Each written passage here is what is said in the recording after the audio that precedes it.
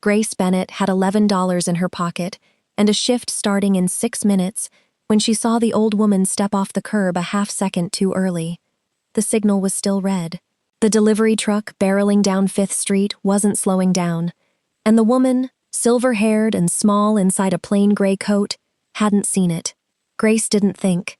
She didn't calculate what she stood to lose by being late again, didn't think about the write-up waiting for her if she clocked in 1 more minute past 9. She crossed 3 lanes of moving traffic in under 4 seconds and closed her hand around a stranger's arm, pulling her back onto the curb as the truck's horn tore through the morning air. For a moment, neither of them said a word. They just stood there, breathing, alive. What Grace didn't know, standing on that sidewalk in her diner uniform with a coffee stain on her sleeve, was exactly who she had just saved. The woman she pulled back from the edge of a crosswalk was not simply an elderly stranger having a rough morning. She was Eleanor Whitfield, mother of Nathaniel Whitfield, a man whose name appeared in financial headlines more often than most world leaders, a man whose fortune could have rebuilt entire city blocks without denting his bank balance. Eleanor rode the bus that morning. She wore a coat from a department store, not a designer. Nobody on that street recognized her, and that was exactly how she wanted it. Grace didn't save a stranger. She saved the one person on earth her son could not afford to lose, and she had absolutely no idea. This is a true accounting of what happened next, told the way it actually unfolded, without embellishment, because the real version needs none.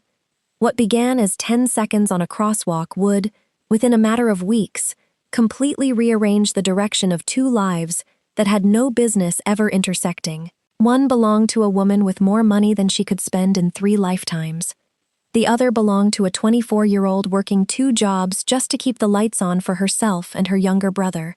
Neither of them could have predicted what was coming, and by the time you reach the end of this story, you will understand exactly why a single act of kindness, offered with absolutely nothing expected in return, ended up meaning more to a billionaire's family than every dollar they had ever earned. Before we go any further, we want to hear from you. Before we dive deeper, let us know in the comments where you're watching from. We'd love to hear from you. And don't forget to hit that subscribe button so you never miss any of our upcoming videos. Now, back to Grace, and to a morning that started like every other morning of her life, and ended as the morning that changed everything. There are a few questions worth sitting with as this story unfolds, because the answers are not what most people expect. The first is simple. Why was one of the wealthiest women in the country walking alone on a public street, with no driver, no assistant, and no one watching over her, at an hour when she could have called for any car she wanted? The second question runs deeper. What exactly did Grace Bennett risk by stopping, and would most people, faced with the same 6 minutes and the same red light, have made the same choice she did? And the third question is the one that will follow you long after this video ends. When a man with the resources of Nathaniel Whitfield finally learned who had saved his mother's life, what would he choose to do about it, and what would that choice reveal about him, about Grace, and about the difference between the two of them? Grace did not stay to find out any of that. She had a shift to make, and a stain on her sleeve, and a bus to catch. And so, after checking that Eleanor Whitfield was steady on her feet, she said a quick goodbye, told her to be careful, and jogged the rest of the way to work, without giving the moment a second thought. She never asked for a name in return. She never imagined there would be a reason to. But Eleanor Whitfield did not forget.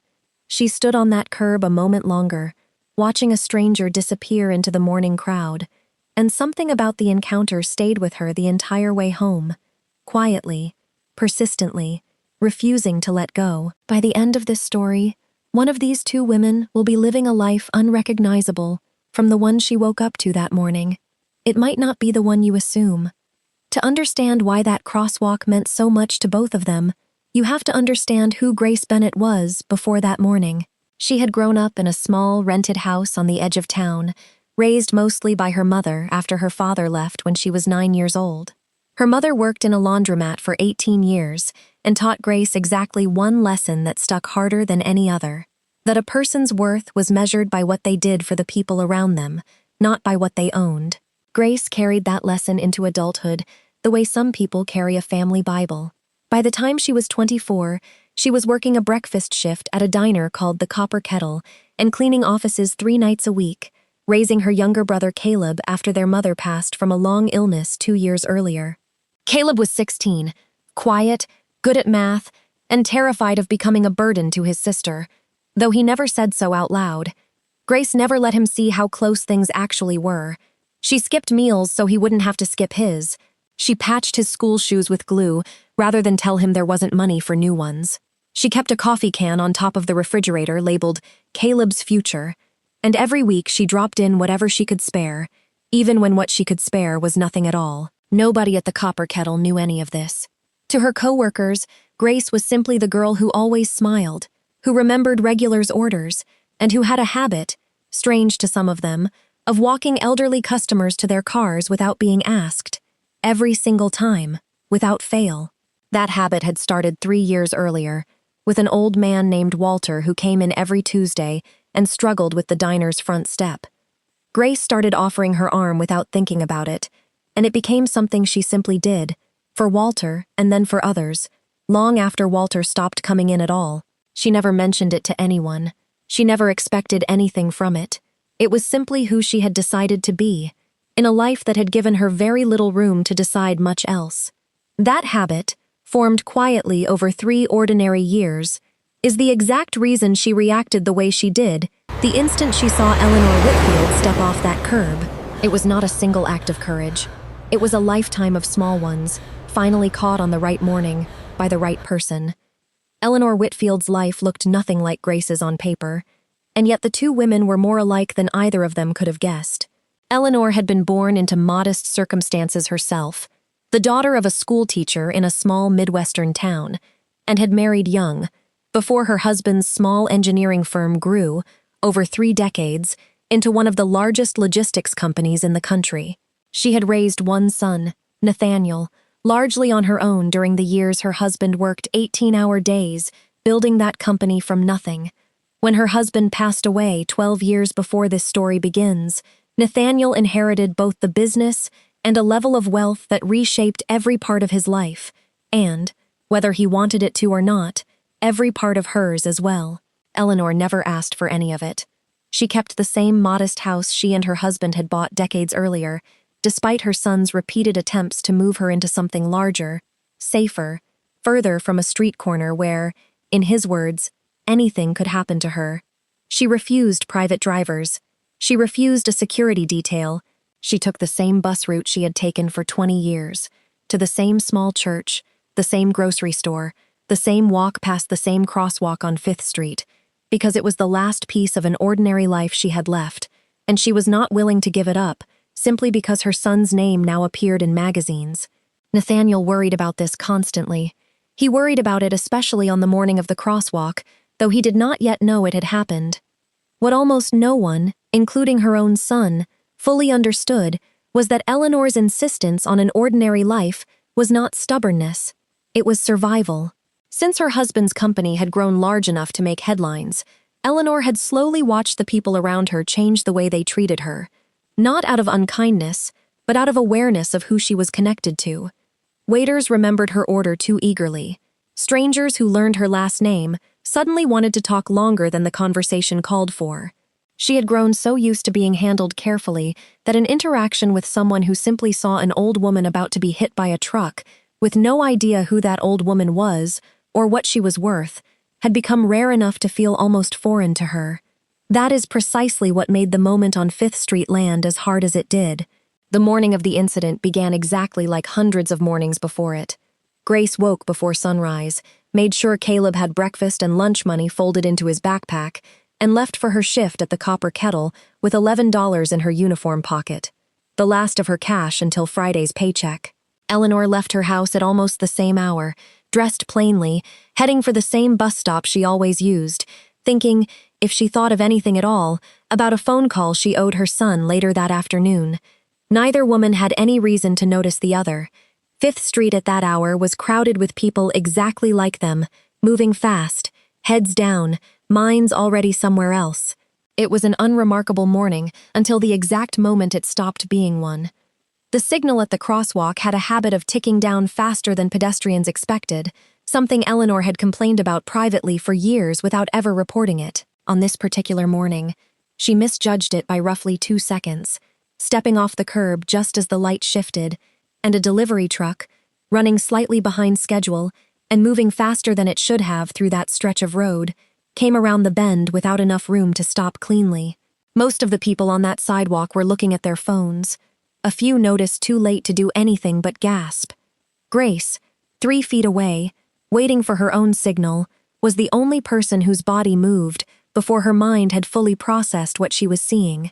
She crossed the distance between them in what witnesses later described as barely more than a single stride, closing her hand around Eleanor's arm and pulling her backward with enough force that both women stumbled onto the curb together.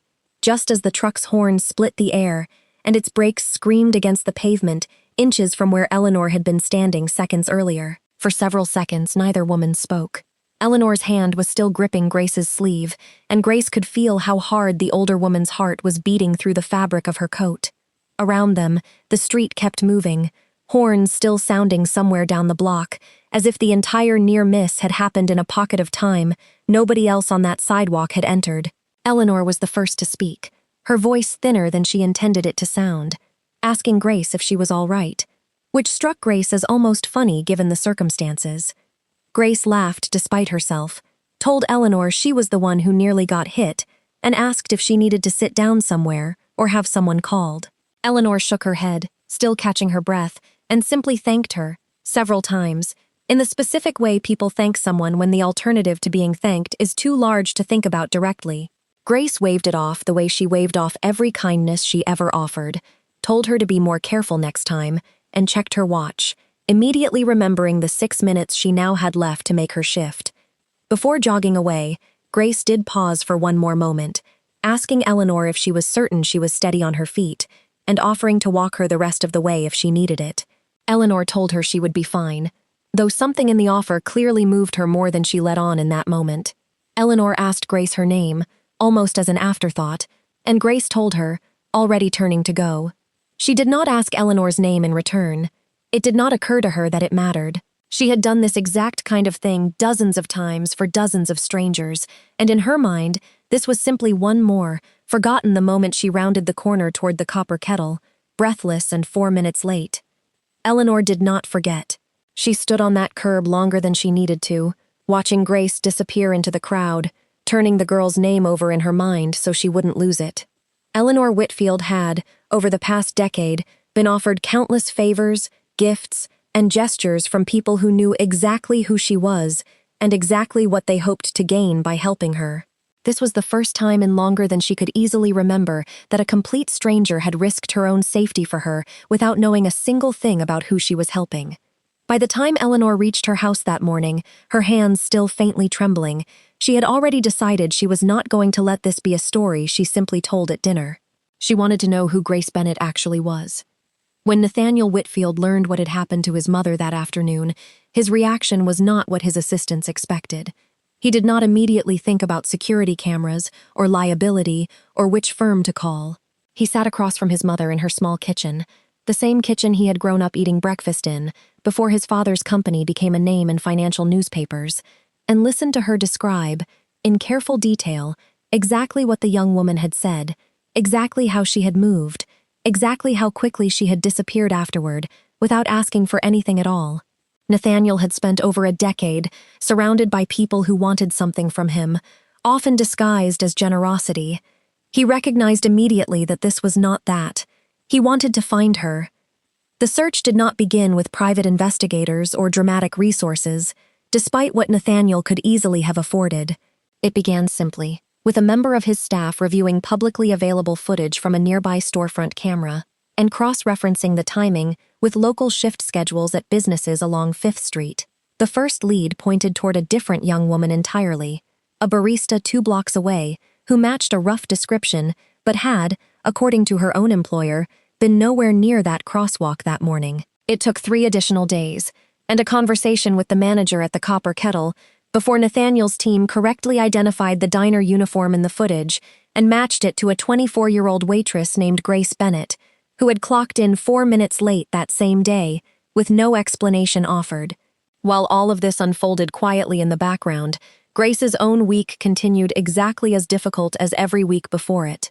She was written up for her lateness, a formality her manager apologized for even as he filled it out, and she said nothing about the reason behind it, because in her mind, there was nothing remarkable enough to mention. Caleb needed new shoes for a school event, an expense that would have to wait another 2 weeks at least. The coffee can labeled Caleb's future held less than $40. Grace picked up an extra cleaning shift that Thursday night to cover the difference, coming home past midnight exhausted, with no idea that a black car had already begun making quiet inquiries about her name, 3 days after she had walked away from a stranger without asking for anything at all. On Friday afternoon, as Grace finished her shift and untied her apron behind the counter of the copper kettle, a car pulled up outside that did not belong on that street, sleek and dark against a row of parked pickup trucks and delivery vans. A man stepped out in a coat that cost more than Grace's monthly rent, and for a moment she assumed, the way anyone in her position would, that he was lost, or looking for someone else entirely, or that this had nothing whatsoever to do with her. He walked directly toward the diner's front door instead, and Grace felt her stomach tighten with the particular unease of someone whose life has never once been visited by good news arriving in an expensive car. He introduced himself as Nathaniel Whitfield, and for a beat, the name meant nothing to Grace at all, until her coworker behind the register audibly gasped and set down the mug she was holding. Nathaniel explained, gently and without any of the performance Grace half expected from someone with his reputation, that the woman she had pulled back from an oncoming truck 4 days earlier was his mother, Eleanor. He told her his mother had not stopped talking about her since it happened, had described every detail of the encounter more than once, and had asked him, directly, to find the young woman who had saved her life and thank her properly, in person, not through an assistant, or a letter, or a donation made in her name. Grace did not know what to say. She told him, honestly, that she hadn't done anything special, that she would have done the same thing for anyone standing on that curb, and that she genuinely hadn't thought about it again after that morning, beyond hoping the woman had gotten home safely. Nathaniel studied her for a long moment before responding, and later, when he described this conversation to his mother, he said it was in that exact moment, watching a stranger genuinely struggle to understand why anyone would make a fuss over doing the right thing, that he understood exactly why his mother had insisted on finding her. He asked Grace if she would be willing to meet Eleanor properly, not as a formality, but because his mother had asked for it herself. Grace agreed, mostly out of politeness, and a small, persistent curiosity about the woman from the Crosswalk, and 2 days later found herself sitting in Eleanor Whitfield's modest kitchen, the same kitchen Nathaniel had grown up in, drinking tea from a chipped cup that looked nothing like what Grace had expected from someone in Eleanor's position. Eleanor thanked her again, more slowly this time, without an audience or a schedule pressing against the moment, and asked Grace question after question about her life, her brother, her mother, the diner, the coffee can on the refrigerator that Grace mentioned almost by accident, and immediately wished she hadn't. Eleanor listened to every word, as though it mattered more than anything she had heard in years. It was during that conversation that Eleanor revealed something she had not yet told her son, something that reframed the entire encounter on 5th Street in a way neither Grace nor Nathaniel had considered. Eleanor admitted that she had continued walking that same route alone, against her son's repeated wishes, for a reason she had never fully explained to anyone. After her husband's company grew large enough to change the way people treated her, she had begun quietly testing something, not out of suspicion, but out of a need to know whether ordinary kindness still existed for its own sake, offered without any awareness of what it might lead to. For years, most encounters on that street had been unremarkable, polite, forgettable, exactly as they should be. Grace was the first person who had ever risked something real for her, with absolutely nothing to gain. Eleanor explained that this was not a test in the way it might sound, not a deliberate trap set to catch someone doing the right thing, but simply a habit she had allowed herself, a small act of faith repeated quietly over years, that most people never noticed, because most days nothing happened at all. What made Grace's actions matter so deeply was not simply that she had stepped into traffic. It was that she had done so instinctively, the same way she had walked elderly strangers to their cars for 3 years, without telling a single person about it, expecting nothing, needing nothing, simply because it was who her mother had raised her to be. Eleanor told Grace, quietly, that she reminded her of herself at that same age, before money had changed the way the world approached her. What happened next was not the dramatic, sweeping gesture some might expect from a story involving a family of Nathaniel Whitfield's resources. There was no oversized check, no public spectacle, no headline designed to make Nathaniel's company look generous. Instead, over the following weeks, Eleanor and Nathaniel quietly arranged something far more precise. They covered the remaining balance on Caleb's tuition at a magnet school he had been accepted into months earlier but couldn't afford to attend, an opportunity Grace had never mentioned to anyone outside her own kitchen. They offered Grace a position managing logistics for a community initiative Eleanor had quietly funded for over a decade. Work that paid enough for Grace to finally stop taking the overnight cleaning shifts that had been slowly wearing her down for 2 years. Grace initially resisted the offer, uncomfortable with the idea that pulling someone back from a curb had somehow turned into a life-changing outcome for her and her brother, and she said as much, directly, to Eleanor's face. Eleanor's response was simple. She told Grace that she was not being rewarded for saving her life. She was being given an opportunity that had nothing to do with the crosswalk at all, based entirely on the character Eleanor had witnessed in their conversations since, the same quiet, steady character that had made her stop for a stranger in the first place. The crosswalk had only introduced them. Everything that followed, Eleanor insisted, was based on exactly who Grace already was. Long before that Tuesday morning, back when nobody was watching and there was nothing at all to gain. Months later, Grace still worked hard, still checked in on Caleb's homework every evening, still kept a version of that old coffee can on her refrigerator, though its purpose had changed considerably. She had not become a different person. She still walked elderly customers to their cars at the diner. On the rare mornings she filled in for old coworkers, still did it without mentioning it to anyone, still did it for no reason beyond the one her mother had taught her years earlier. What had changed was the impossible math that had defined nearly every week of her adult life, math that no longer kept her awake at night wondering how to stretch $11 far enough to matter. Eleanor still rode the same bus on the same street most mornings, though now, more often than not, she wasn't riding it alone. There is a particular kind of moment that most people move through without recognizing its weight, until much later, if they recognize it at all. Grace Bennett spent 3 years quietly helping strangers with absolutely no expectation that any of it would ever return to her, and then, on one ordinary Tuesday morning, it very nearly didn't matter whether it returned to her at all, because she wasn't doing it for that reason in the first place. That is, in many ways, the entire point of what happened on 5th Street. The reward, when it eventually came, was never the reason for the act. It was simply proof, offered back to her almost as an afterthought, that the world still occasionally responds to decency with decency of its own, even when nobody involved expects it to. So here is the question worth sitting with, long after this video ends. How many people have you walked past today without knowing who they really were, or what they were carrying, or what 10 seconds of your attention might have meant to them? Would you have crossed that street the way Grace did, with a shift waiting and $11 in your pocket, for a stranger who could offer you absolutely nothing in return? There is no right answer, and this story was never really about the money that eventually changed hands. It was about a woman who acted the same way whether anyone was watching or not, and it turns out someone finally was. If this story moved you, let us know in the comments where you're watching from. We would genuinely love to hear from you. And if you want more true stories about ordinary people whose smallest decisions ended up changing everything, make sure you hit that subscribe button so you never miss what we release next. And if you thought this one hit you hard, wait until you hear the story we're bringing you next, about a delivery driver who returned a lost wallet with $40,000 inside it, and what its owner chose to do 3 weeks later. Thank you for watching all the way to the end. We'll see you in the next one.